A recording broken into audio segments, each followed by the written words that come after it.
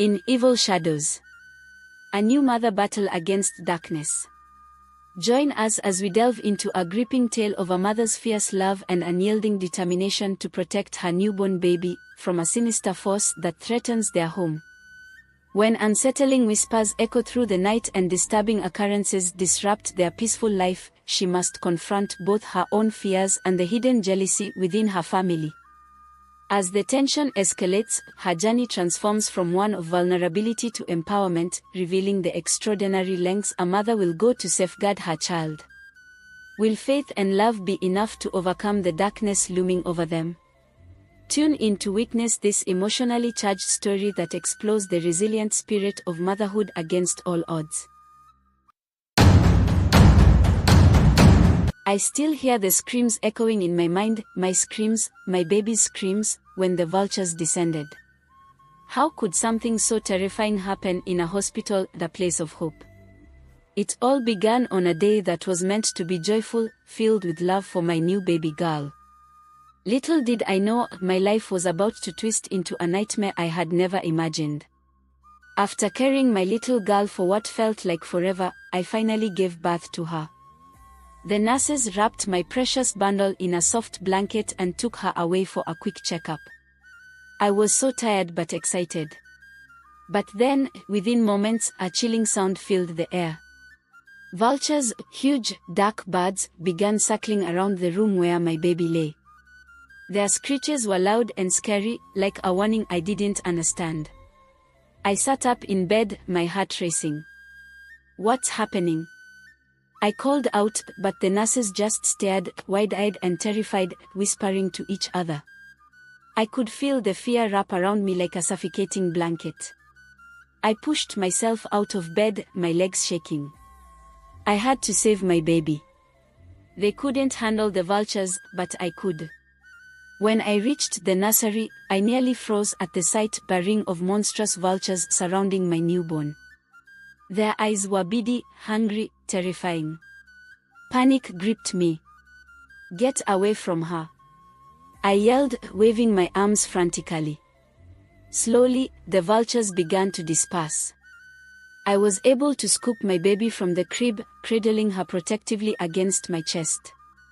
As the nurses watched from a distance, I could see their stunned faces. They were whispering, sharing worried glances. I could feel their eyes judging me, but all I cared about was my little girl, my miracle.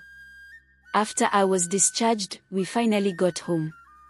Femi, my husband, was there, looking so proud. He didn't know about the vultures. I didn't want to spoil his happiness, so I lied and told him everything was fine. Look at her, he said, beaming. She's perfect. But deep down, I felt the weight of dread resting heavily on my heart. Things took a turn when Mrs. Bukola, my mother-in-law, showed up unexpectedly to help care for the baby. My heart sank. We had discussed that my own mother would come to help, but Mrs. Bukola didn't ask. My granddaughter needs me, she declared happily, taking my little girl without even a moment's thought. My frustration bubbled inside me, but I forced a smile.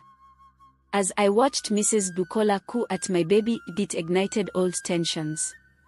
I wanted to say something, but the words caught in my throat. Mama, you know my mom was supposed to come, I finally managed. But Mrs. Bukola dismissed me with a wave. Your mother raised you poorly. I won't let her near my grandchild. The room fell silent, my anger flaring as hurtful words were exchanged. That night was unbearable. I lay awake, thinking about everything that had happened. My baby slept soundly next to me, but I was restless. I couldn't shake off the feeling that something was very wrong. Then I heard a noise from the hallway. A low, grunting sound. A chill raced down my spine as I remembered the vultures. I crept out of bed, heart pounding. Peeking out into the dimly lit hallway, I was hit with the disgusting smell of something foul. In horror, I spotted them, vultures again, gathered in a dark corner near my baby's crib. I rushed back to my baby, screaming. No. I cried, and again my husband Femi rushed in, his eyes wide with fear. Watching him freeze at the sight of those birds made my heart race harder. I looked at Femi, desperation in my eyes. Please, help me. But before he could move, the vultures vanished, leaving a suffocating silence. I grabbed my baby, always feeling those beady eyes watching us from the darkness. The next day felt like a bad dream. Somehow, Mrs. Bukola had found out about the vultures. My mother-in-law rushed into the room, her face pale. She accused me of being a witch. You did this to her. You're cursed, she yelled. My heart shattered at her words. I turned to Femi, hoping he would defend me, but he just stood quietly, his eyes wide in shock. Time passed slowly, each day carrying a heavy weight. I felt trapped in my own home, the love I once felt turning to fear. Every night I had my baby crying, but Mrs. Bukola wouldn't let me near her, claiming I had cursed her. I could hear the whispers in the shadows framing me as a monster. Finally, one morning, when I heard my baby's cries again, I rushed into the hallway. To my horror, I spotted an old man dressed in tattered clothes. He was mumbling strange words, and there was my baby in the middle of a strange circle of objects. Panic surged through me. Who are you? I shouted, and the man merely glanced at me, his eyes wild. My instincts kicked in, I couldn't let him perform whatever ritual he was planning. I dashed towards him, grabbing my baby tightly in my arms. Get away from her! I screamed. The man reacted, raising his arm as if to strike me. But just like that, he went mad, stumbling around the room, losing his mind in the chaos. I was horrified to see everyone, Mrs. Bukola and Femi, watching me with wide eyes, their mouths agape. I raced into my room and locked the door, tears streaming down my face. I whispered soothingly to my baby, holding her tightly. As I rocked her, I felt the fear fading, but the confusion remained. In that moment, I decided to call my mother. I explained everything, the vultures, the native doctor, the madness. She listened calmly and assured me she would come over immediately. Soon after, I heard a firm knock on the door. Khadija, it's me, she called out. Relief surged through me, and I quickly opened the door to find her standing there, eyes fierce. As my mother entered, I could see the disapproval on her face as she spotted Mrs. Bukola and Femi. What is going on? She demanded, her voice strong. I explained everything again, watching Mrs. Bukola squirm as my mother laid out my side of the story. The air grew thick with tension, and I thought for a moment Mrs. Bukola was about to snap. Despite the chaos, my mother remained calm. We need to take the baby to church for blessings, she finally declared.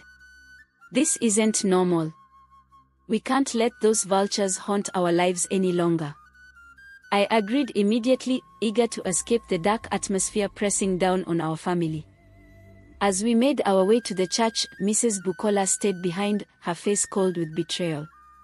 I felt a momentary pang of guilt for bringing my mother into this mess, but I quickly pushed those feelings aside.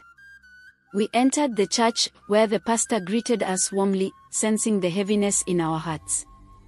We explained everything, the vultures, the native doctor, and everything that led us here.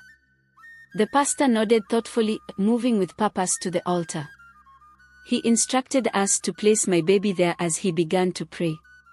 The atmosphere shifted, and I felt a spark of hope mixed with dread. His voice grew louder, commanding, filled with authority. Suddenly, a low humming sound broke through the air, a sound so eerie. The vultures appeared again, swirling over the altar, their grunts echoing loudly in the room. Panic surged through everyone who gathered to watch. Mrs. Bukola stepped back, clutching her heart. It's because of her. She's cursed, she whispered, her face pale with fear. I felt my heart racing as the pastor continued to pray, determined to chase the vultures away. But just then, one last horrible screech echoed, making my body go cold. Wait. Who gave you the blanket? The pastor suddenly shouted, breaking the tension in the air like glass. Confused, I turned to Femi. His face drained of color as he stammered, "It was Fatima." Gasps filled the church, and I felt like the ground beneath me had vanished. The pastor raised a hand and instructed us to hand over the blanket, my stomach twisting. I quickly unwrapped my baby, feeling as if time had stopped as I handed it over in dread. The moment the pastor laid the blanket on the altar, I felt the air grow colder. The vultures shrieked and circled violently above my baby. The pastor prayed aggressively, commanding the evil spirits linked to the blanket to flee. The congregation watched in terror, their eyes wide with fear. It was then that the blanket burst into flames. Bright flames licked the air, and for a moment, it felt like our worst fears were finally vanishing. The vultures were gone, their screeches replaced by a deafening silence. I gasped in relief as my baby let out a strong, healthy cry. It was as if the darkness had been lifted. The pastor turned to me and spoke, his voice now gentle. "Your baby is free. But remember, this attack was not a coincidence. It came from jealousy and ill intent." My heart raced. What kind of darkness was my family really facing? Mrs. Bukola, now a shadow of her former self, stepped forward, tears in her eyes. "I was wrong," she whispered, her voice shaking. "I accused you of evil when it was my own fear that blinded me. Please forgive me." My heart softened as I looked into her genuine, sorrowful eyes. Maybe she could change. Femi also stepped forward, a look of guilt on his face. "I should have trusted you, Khadija. I'm so sorry for not believing you," he said earnestly. His eyes pleaded for forgiveness, and for the first time in a long time, I felt warmth in my heart. Love him or not, he was still the father of my child. "I forgive you," I said softly, understanding that we were all caught in a web of confusion and fear. Perhaps it was time to rebuild our family and allow our hearts to heal. We worked together to face the aftermath of the darkness that loomed over us.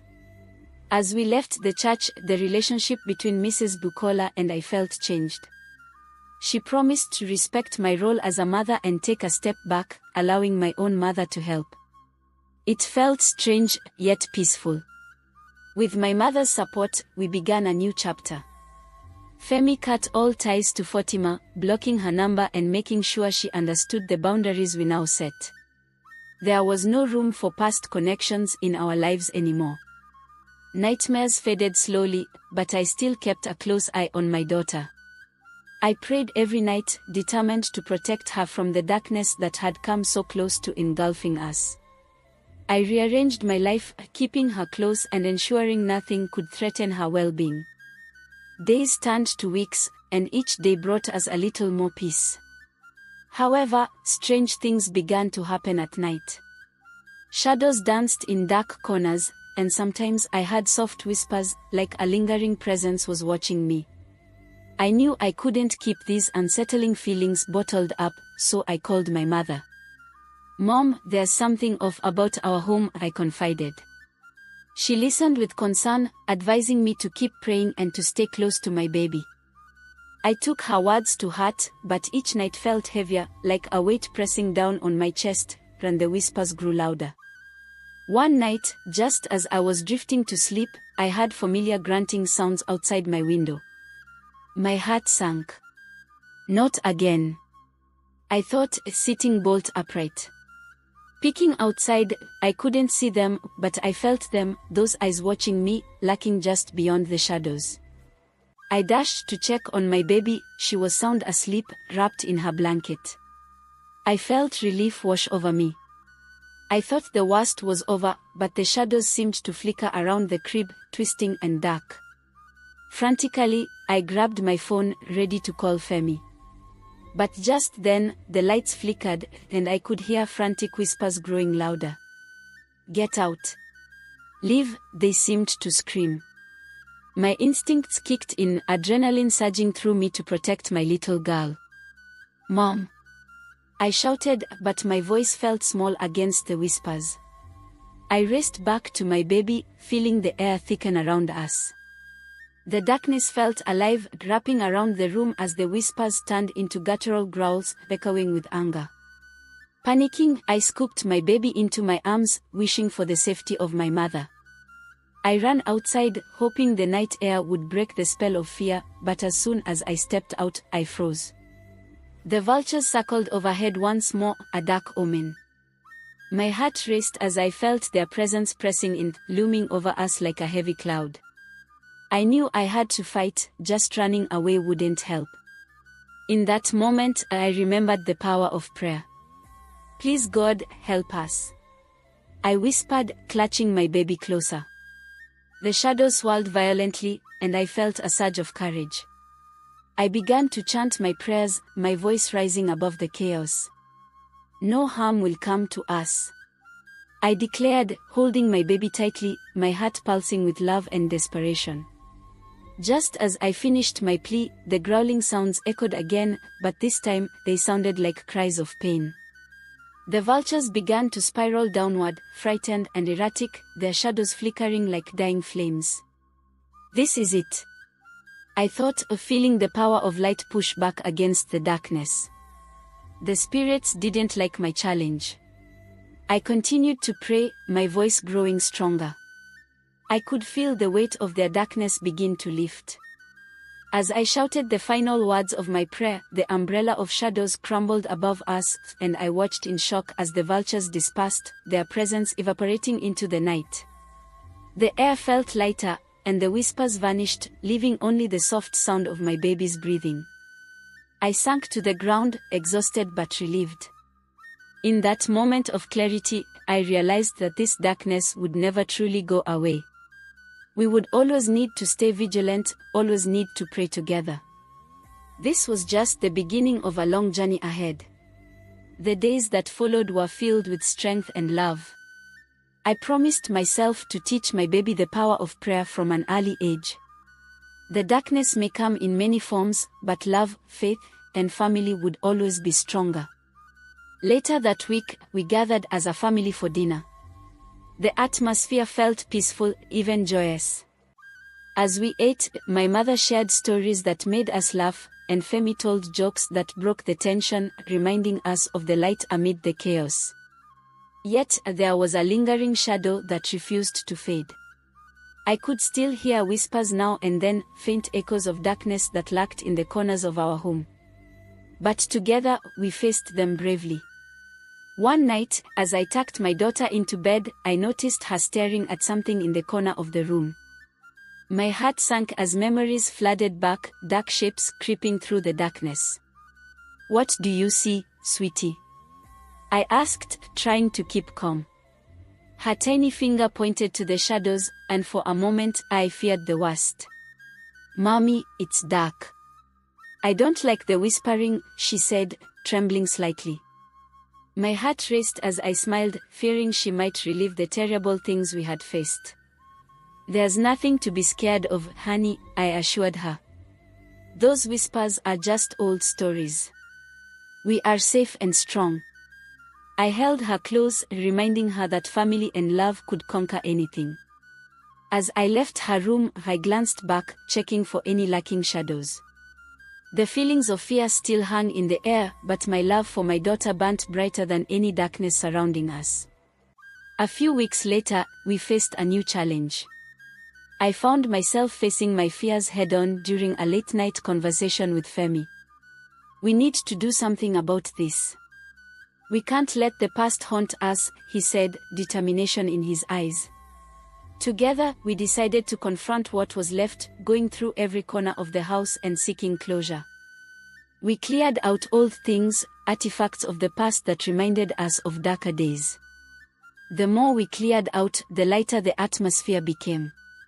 I felt our home changing, it became a sanctuary for love and healing. The darkness lost its grip. But we knew it wouldn't end here. We had to keep communicating, sharing laughter, and shielding our child with everything we had. One night, under the stars with our baby nestled close, Femi looked at me and said, "No matter what, we will face it together." His hand intertwined with mine. That promise echoed in my heart, a reminder of the light we created amidst the shadows. We leaned into our faith, using it as our armor. Encouraged by the success we found, I felt empowered. Together, we spoke up against the shadows of the past, for they would never return to harm us again. We had each other now, the strength of love, faith, and prayer casting out every lingering doubt. The world lay ahead, bright and full of hope, brimming with all the love that grew within our little family. As the weeks turned into months, I realized that while the darkness had tried to break us, we emerged stronger together. With every prayer and every embrace, we would conquer any evil that dared to bring us fear again. Together, we would always choose light. The end. I hope you enjoyed the story. If you did, please give the video a thumbs up, share your thoughts in the comments about what you learned from it. Thank you for watching. Please like, share, and subscribe for more fantastic stories just like this one. Thank you for being a part of this journey.